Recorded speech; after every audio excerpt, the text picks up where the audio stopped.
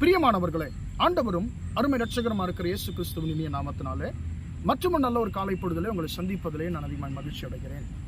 பழைய ஏற்பாட்டிலே இயேசு கிறிஸ்து என்றதான தலைப்பிலே ஆண்டவராக இயேசு கிறிஸ்துவை குறித்ததான பழைய ஏற்பாட்டிலுடைய பிறப்பை குறித்து சொல்லப்பட்டதான தீர்க்க தரிசன வசனங்களை நாம் இந்த கிறிஸ்துமஸ் நாட்களிலே தியானித்து வருகிறோம். இப்பொழுதும் கூட இன்றைக்கும் ஒரு வசனத்தை, ஆண்டவராக இயேசுனுடைய பிறப்பை குறித்து சொல்லப்பட்டதான ஒரு வசனத்தை நாம் வாசித்ததை தியானிப்போம். மீகா புஸ்தகம், தீர்க்க தரிசன புஸ்தகம் 5ஆம் அதிகாரம் 2ஆம் வசனம் இப்படியாக சொல்லுகிறது: எப்பிராத்தா எனப்பட்ட பெத்லகேமே, நீ யூதேயாவில் உள்ள ஆயிரங்களுக்குள்ளே சிறியதாயிருந்தும் இஸ்ரவேலை ஆளப்போகிறவர் உன்னிடத்திலிருந்து புறப்பட்டு என்னிடத்தில் வருவார். அவருடைய புறப்படுதல் அனாதி நாட்களாகிய பூர்வத்தினுடையது என்று சொல்லி இந்த வார்த்தை சொல்லுகிறது.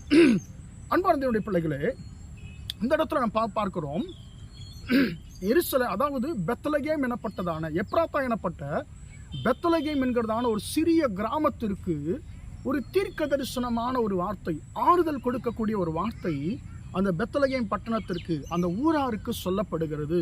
அது என்னவென்று சொன்னால், எப்பிராத்தா எனப்பட்ட பெத்லகேமே, நீ ஆயிரங்களுக்குள்ளே நீ சிறியதா இருந்தாலும், யூதேயாவில் உள்ளதான ஆயிரங்களுக்குள்ளே நீ சிறியதா இருந்தால், அதாவது யூதா பட்டணத்திலே, யூதா அந்த தேசத்தில் பல பட்டணங்கள் இருந்தது, பல ஊர்கள் இருந்தது. ஆனால் இந்த பெத்லகேம் அந்த யூதேயாவில் இருக்கக்கூடிய எல்லா ஊர்களிலேயும் சிறியது. அன்பானவர்களே, இந்த பெத்லகேம் பல முறை பஞ்சத்தினாலே இந்த பெத்லகேம் இந்த அடிபட்டிருக்கிறது.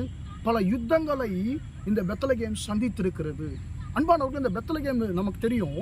பெத்லகேம் என்று சொன்னால் அப்பத்தின் வீடு என்று சொல்லி நாம் அறிந்திருக்கிறோம். அன்பானவருடைய பிள்ளைகளே, இந்த அப்பத்தின் வீடு, அன்பானவர், இந்த பெத்லகேம் பலவிதமான பிரச்சனைகளுக்கு முகம் கொடுத்து, அன்பானவர், இந்த பெத்லகேம் ஒரு எண்ணிக்கை இல்லாத ஒரு இந்த பெத்லகேம் சோர்ந்து போயிருக்கிறது.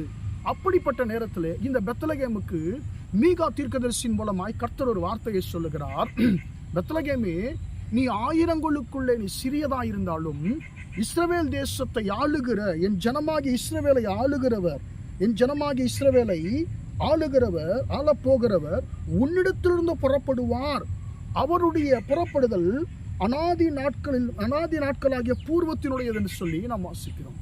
அன்பானவருடைய பிள்ளைகளே, மற்றவர்களாலே ஆளப்பட்டதான பெத்லகேமிலிருந்து இந்த உலகத்தை ஆளுகிறவர் புறப்பட்டு வருவார் என்று சொல்லி இயேசுவை குறித்து தீர்க்க தரிசனம் சொல்லப்பட்டிருக்கிறது. அன்பானவருடைய பிள்ளைகளே, எண்ணிக்கையில்லாததான பெத்லகேம், துவண்டு போயிருந்ததான பெத்லகேமை கர்த்தர் எப்படி ஆசீர்வதித்தார்னு சொன்னால், அந்த பெத்லகேமிலே பிறந்ததான ஒருவர் இந்த முழு உலகத்தையும் ஆளுகிற ஒரு இரட்சகராய் புறப்பட்டு வருவதற்கு எந்த ஊரை தெரிந்து கொண்டார்னு சொன்னால், மற்றவர்களாலே மிதிக்கப்பட்ட, மற்றவர்களாலே தரக்குறைவாய் பார்க்கப்பட்டதான பெத்லகேமை கர்த்தர் தெரிந்து கொண்டார். அன்பான தேவனுடைய பிள்ளைகளை, இயேசு ஆளப்போகிறவர். இயேசு இந்த உலகத்திற்கு எதற்காக வந்தார்? அவர் ஆளுகை செய்ய வந்தார். அதே நேரத்தில் பெத்லகேமுக்கு சொல்லப்பட்ட வார்த்தை என்ன? நீ சிறியவனா இருக்கலாம், நீ சிறிய பட்டணமா இருக்கலாம், ஆனால் உன்னிடத்திலிருந்தான் இரட்சகர், இந்த உலகத்தை ஆளுகிற இரட்சகர் புறப்படுவார் என்று சொல்லி ஆண்டவர் அந்த பெத்லகேமுக்கு தீர்க்கதரிசனம் சொல்லுகிறார். அன்பான தேவனுடைய பிள்ளைகளே, இன்றைக்கு நம்முடைய வாழ்க்கை எப்படி இருக்குது? பெத்லகேமை போல இருக்கிறது. நாம் மிதிக்கப்படுகிற ஒரு நிலை.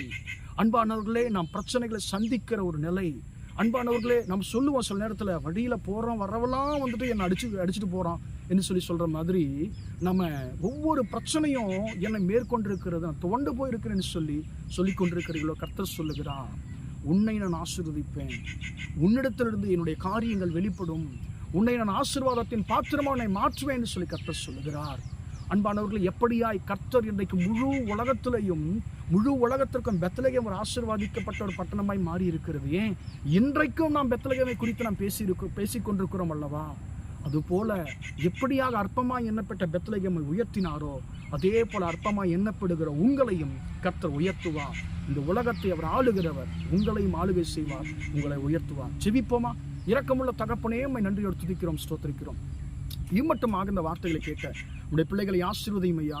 ஆண்டவரே, எப்படியாக அற்பமாய் எண்ணப்பட்ட, ஆண்டவரே, துவண்டு போயிருந்ததான சத்துருக்களால் மிதிக்கப்பட்ட பெத்லகேமை ஆண்டவரே எப்படியாய் உயர்த்தினீரோ, ஆண்டவரே, ஆளுகிற தேவன் எப்படியாக அடிமையான, ஆண்டவர் அடிமைப்பட்ட பெத்லகேம் இருந்து புறப்பட்டீரோ, அது போல ஆண்டவரே அடிமைகளாய் இருக்கிற எங்களை கர்த்தாவே நீர் ஆண்டவரே ஆளுகை செய்கிறவர்களாக, எங்களை ஆசீர்வாதத்தின் பாத்திரங்களாக இது மாற்றப் போகிற உம்முடைய கிருபைக்காய் ஸ்தோத்திரம். ஆண்டவரே உம்முடைய பிள்ளைகளுடைய வாழ்க்கையிலே ஆண்டவரே காணப்படுகிற எல்லா சிறுமையும் இயேசுவின் நாமத்தினாலே மாறி போகட்டும் என்று சொல்லி இருக்கிறேன். இந்த நாள் முழுவதுமாக உம்முடைய பிள்ளைகள் செய்கிற எல்லா காரியத்திலையும் உம்முடைய கரம் கூட இருந்து நடத்தட்டும் என்று இயேசுவின் நாமத்தில் ஒப்புக் கொடுத்து ஜெபிக்கிறேன் ஜீவனுள்ள நல்ல பிதாவே.